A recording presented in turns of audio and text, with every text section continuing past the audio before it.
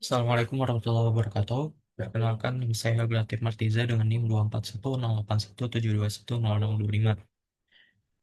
Di sini saya akan mempresentasikan mengenai pengembangan perangkat lunak dari masa sebelum adanya AI hingga pada masa setelah AI berkembang secara masif.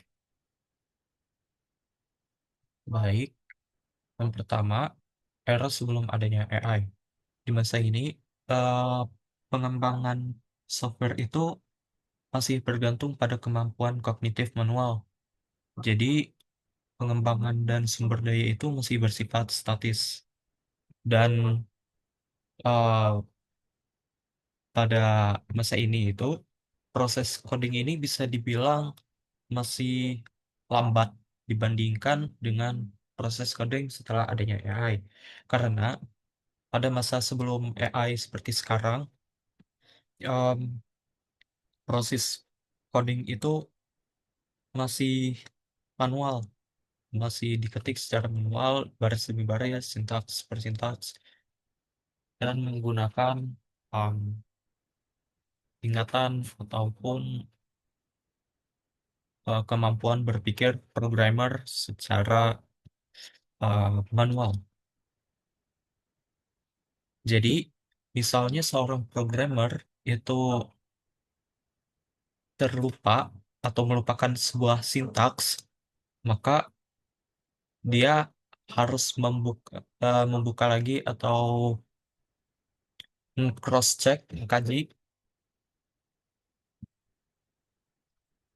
eh, kode sintaks tersebut pada forum website resmi ataupun dari komunitas programmer lainnya, seperti membuka GitHub ataupun membuka Putri School.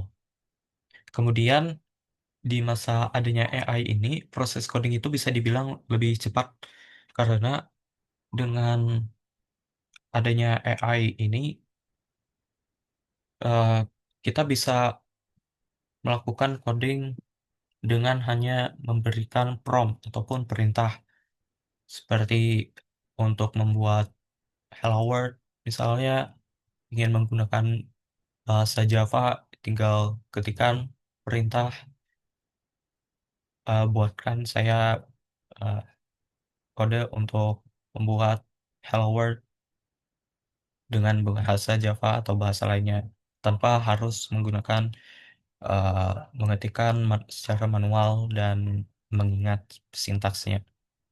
Kemudian pencarian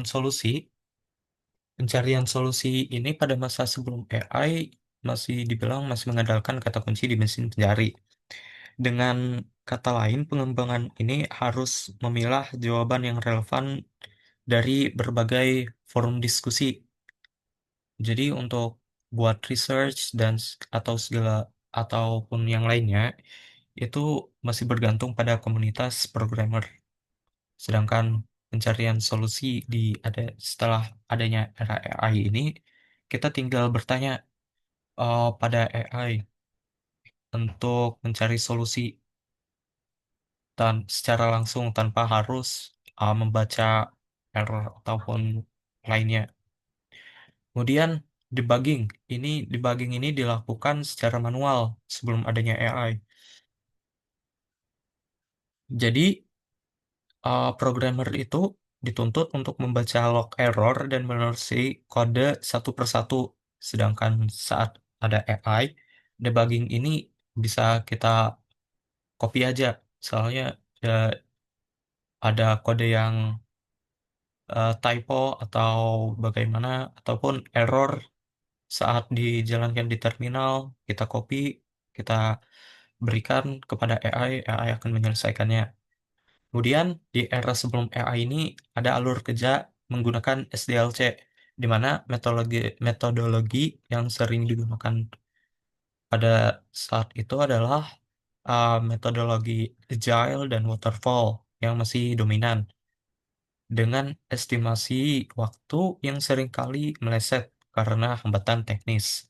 Sedangkan di era AI, ini bisa dibilang eh, nggak menggunakan SDLC dari yang saya dapat, Itu karena eh AI sudah ada melakukan tahapan SDLC secara otomatis, namun dia ini tidak melakukan di di setiap fasenya. Jika dulu itu kerja bersifat linear dan manual, sekarang alur kerjanya itu lebih kepada eh, berbasis bantuan dengan agent AI.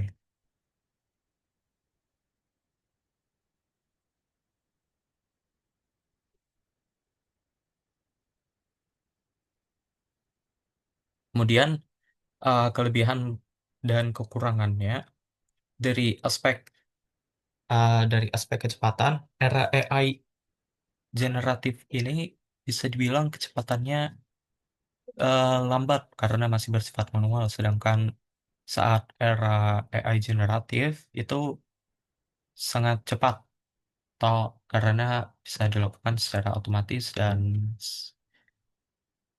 ya. Kemudian sumber pengetahuan di era sebelum AI generatif itu masih dari dokumentasi dan forum masih bersifat statis, sedangkan di era pasca AI generatif itu tinggal memberikan prompt kepada LLM atau chat AI dengan kontekstual.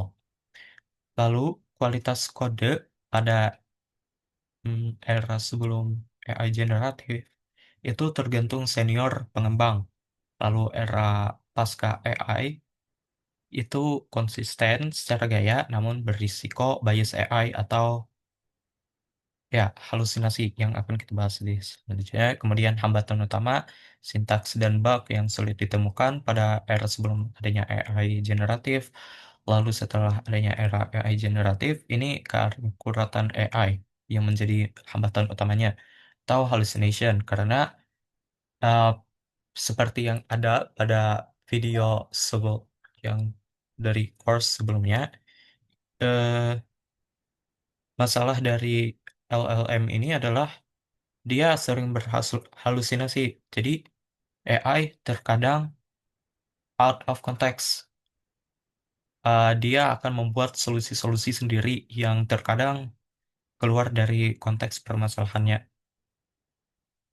Kemudian yang terakhir, dampak pada pekerjaan di bidang perangkat lunak.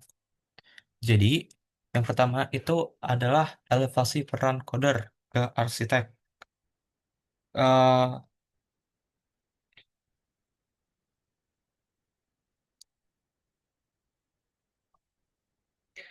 jadi, developer itu sekarang atau software engineer itu sekarang tidak lagi fokus pada bagaimana cara menulis fungsi ini, tetapi lebih ke bagaimana arsitek ini bisa bekerja secara keseluruhan. Fokusnya beralih ke desain sistem dan logika bisnis yang eh, lebih tinggi dan terstandarisasi.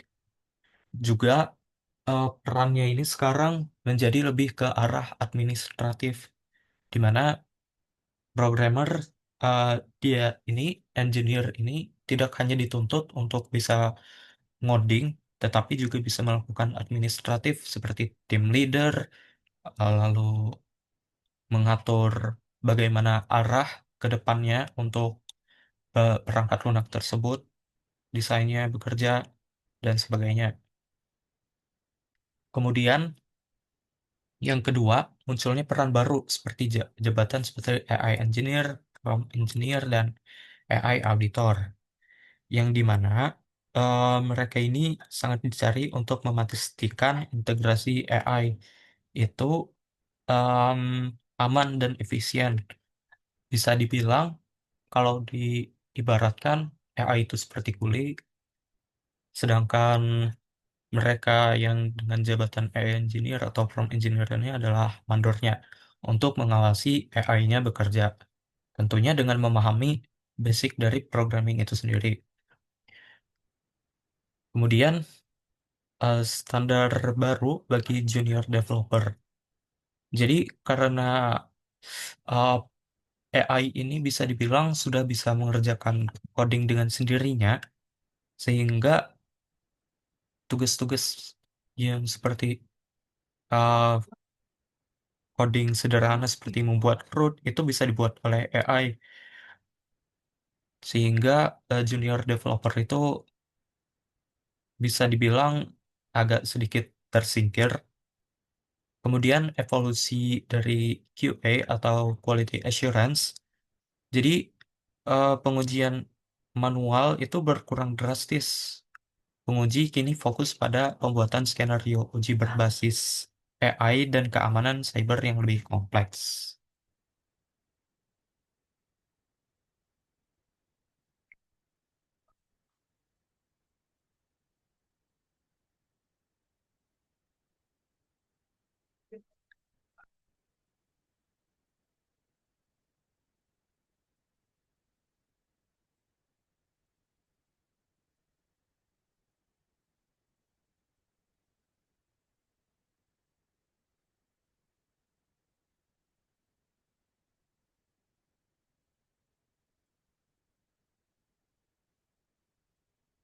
Jadi sebagai kesimpulan, AI ini sebenarnya tidak menggantikan programmer, tetapi programmer yang menggantikan AI, ya programmer yang menggunakan AI akan menggantikan programmer yang tidak menggunakannya. Di, jadi apa dampak bagi kita? Pekerjaan software engineer ini sebenarnya tidak akan hilang, tetapi dia ini berevolusi dari peran coder yang yang hanya bisa menyontek tutorial akan digantikan AI. Namun peran sistem arsitek atau AI auditor akan sangat dibutuhkan. Jadi untuk software engineer ini sendiri akan lebih dituntut untuk memahami arsitektur tingkat tinggi. Ya, sekian dari presentasi saya. Wassalamualaikum warahmatullahi wabarakatuh.